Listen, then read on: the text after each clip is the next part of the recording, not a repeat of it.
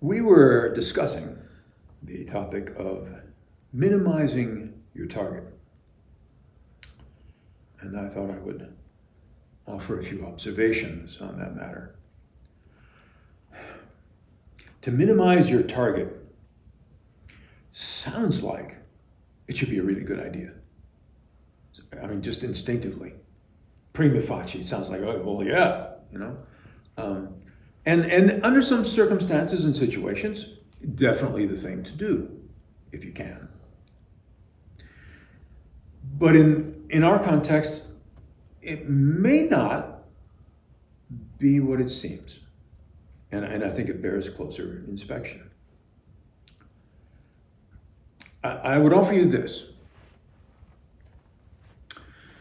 When I fight, or let's say when I fence, I'm not so much interested in minimizing my target as I am in minimizing my opponent's choices. Because if I'm going to prevail, I must become the locus of control of my opponent's behavior. So how does minimizing the target facilitate that, or does it? Or is it counter to that? Clearly, if I stand facing you, squarely facing you, that's quite a large area that you can aim at. And let's assume for our purposes that we're dealing with a weapon optimized for the thrust. And your intention is to penetrate that 3 fingers breadth that my teacher used to talk about. So what, 2.5 inches. So that's what you're measuring your distance to that. That's kind of what we're calculating. You don't have to run the sword out my back. You just have to go into the front a little bit. If I turn away from you 1/4 turn,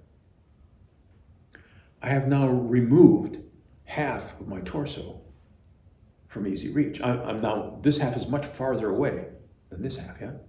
So if you can reach to penetrate this half 2.5 inches, you can no longer reach to penetrate this half 2.5 inches. You're gonna have to get closer somehow if you wanna go to the left side, right?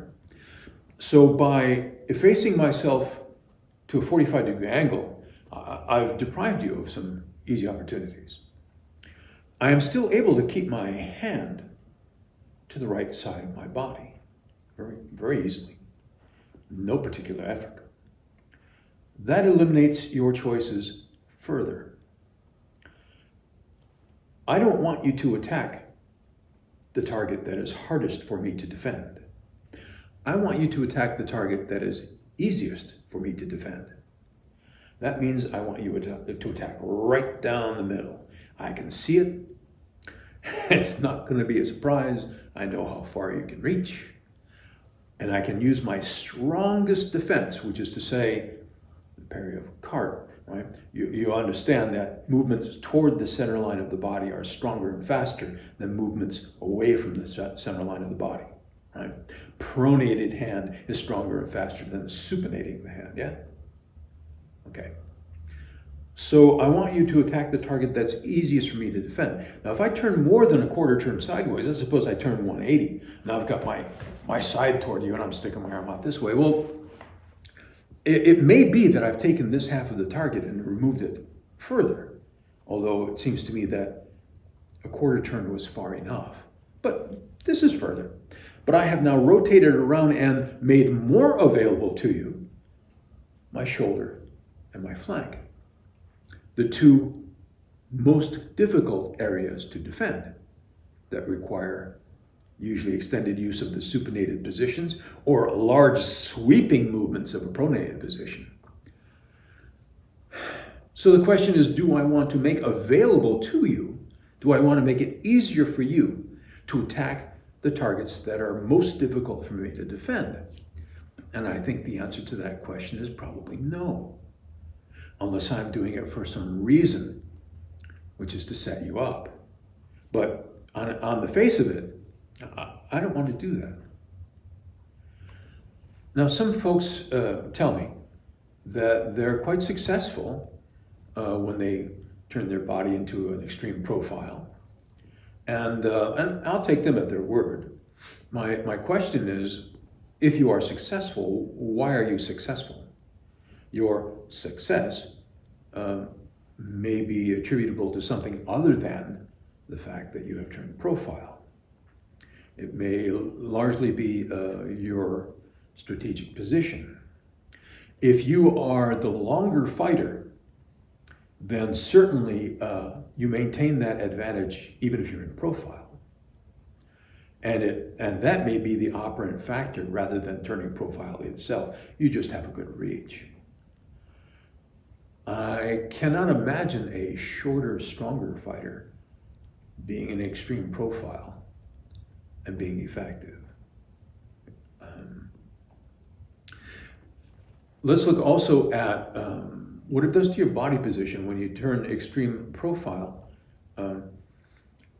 If you have a certain physiognomy, if you're tall and if you're built like Aldo Nadi or my brother Rick, if you're tall and scrawny and have long limbs, you might be able to pull that off.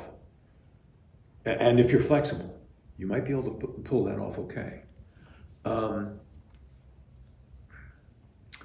But I think for most people, certainly if you're built like a small refrigerator, like I am, that's probably not something you want to spend a lot of time trying to accomplish, getting into that contorted position.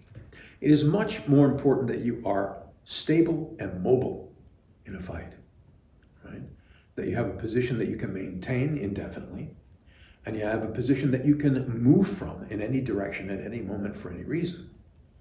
I think those are the things that are contradicted by the extreme profile, because for most people it's going to crank your hip and it's going to crank your knee inside. So if you want to lunge now, you can't lunge in a straight line toward your opponent. You're bent at an angle. You have to reset somehow to get that lunge going forward to be maximally effective. Shortest distance between 2 points is a straight line, yeah?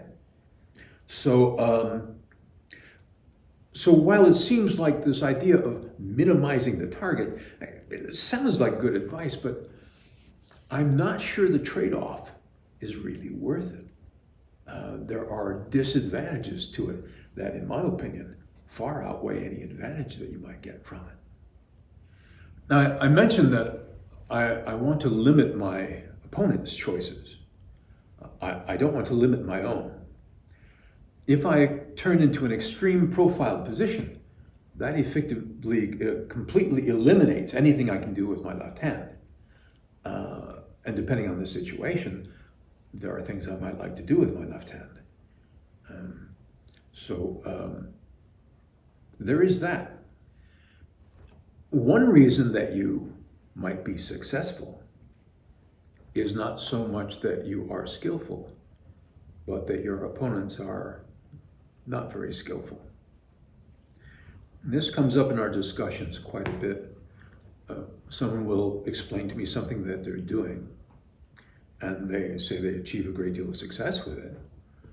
And I think to myself, none of my beginning students would fall for that.